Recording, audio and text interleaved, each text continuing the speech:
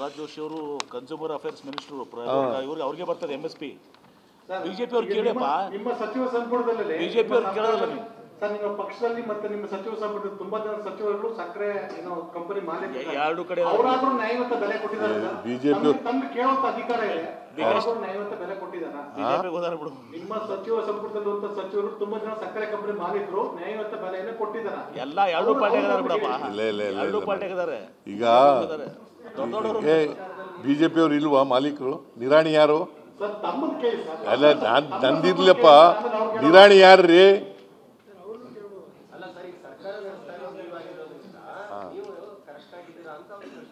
ಹೌದಾ? ಬಿಜೆಪಿ ಅವ್ರು ಕೇಳಿಲ್ಲ, ಬಿಜೆಪಿ ಅವ್ರು ಕೇಳಿ MPsಗೆ. ಈಗ ಎರಡೂ ಕಡೆ ಇದ್ದಾವೆ ಶುಗರ್ ಫ್ಯಾಕ್ಟ್ರಿಗಳು, ಈ ಕಡೆನೂ ಇದ್ದಾರೆ, ಕಾಂಗ್ರೆಸ್ನವರು ಇದ್ದಾರೆ ಓನರ್ಸು, BJP ಅವರು ಇದ್ದಾರೆ. ಹಂಗೆ ನೋಡಕ್ಕೆ ಹೋದರೆ BJP ಅವರೇ ಜಾಸ್ತಿ ಇರೋದು. ಯಾರು ಅದು ಈಗ sir main important sir, important ಹೇಳಿ. ನಾಳೆ ಆರ್ಕೆ ಮೀಟಿಂಗ್ ಕರೆದಿದ್ದೀನಲ್ರಿ. ರೋಲ್ ಯಾರ್ದಿದೆ? ಅಲ್ಲ ಸರ್, ಇಂಪಾರ್ಟೆಂಟ್ ರೋಲ್ ಯಾರ್ದಿದೆ?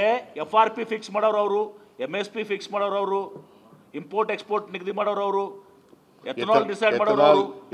ಅವ್ರನ್ನ ಬಿಟ್ಕೊಂಡು ನೀವು ನಮ್ಗೆ ಕೇಳ್ತಾ ಇದೀರಲ್ಲ, ಕೇಳಿ ಅವ್ರಿಗೆ. ಅವ್ರು ಪ್ರೆಸ್ ಮೀಟ್ ಮಾಡಂಗೇ ಇಲ್ಲ. ಈಗ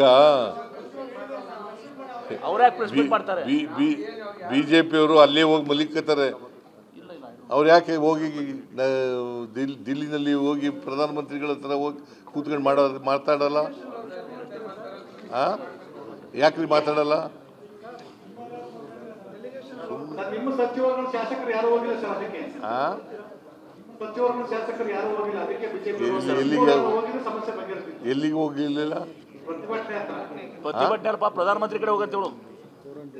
ನಾನೇ ಕೇಳ್ತಾ ಇದ್ದೀನಲ್ರಿ, ಟೈಮ್ ಅವ್ರ ಹತ್ರ ಕೇಳ್ತಾ ಇದ್ದೀನಿ. ಅವ್ರು ಕೊಟ್ರೆ ನಾಳೆನೇ ಹೋಗ್ತೀನಿ. ರೈತ ಡೆಲಿಗೇಷನ್ ಹೋಗ್ತೀರಾ ಸರ್? ನೀವು ಒಬ್ಬರೇ ಹೋಗ್ತೀರಾ?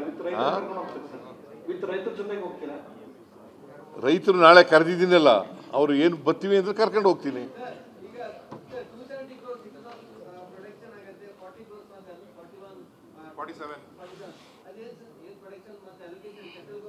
ಈಗ ನೋಡಪ್ಪ, 270 crore ಲೀಟರ್ ಉತ್ಪಾದನೆ ಮಾಡ್ತೀವಿ ನಾವು ಎಥನಾಲ್. ನಮ್ಮಲ್ಲಿ ಕೆಪಾಸಿಟಿ ಇರೋದು ನಮಗೆ, ಸ್ಥಾಪಿತ ಸಾಮರ್ಥ್ಯ ಇರ್ತಕ್ಕಂಥದ್ದು ಅಷ್ಟು.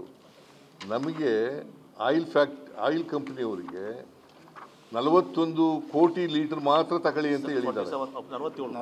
47 ಕೋಟಿ ಲೀಟರ್.